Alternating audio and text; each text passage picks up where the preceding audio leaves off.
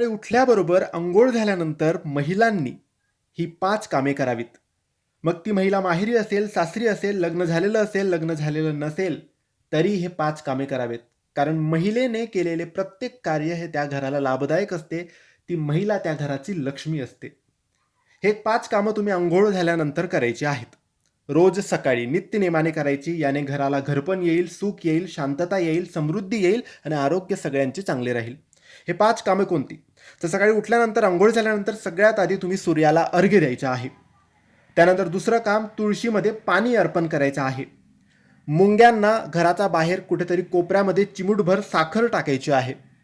घरात, आपल्या देवघरात बसून देवपूजा करायची आहे. आणि शेवटचं म्हणजे उंबरठा पूजन करायचं आहे. हे 5 कामं ज्याही घरामध्ये जी महिला करेल, त्या घरामध्ये पैसा, समृद्धी, सुख, शांतता, आरोग्य कसलीच कमी राहणार नाही. श्री स्वामी समर्थ.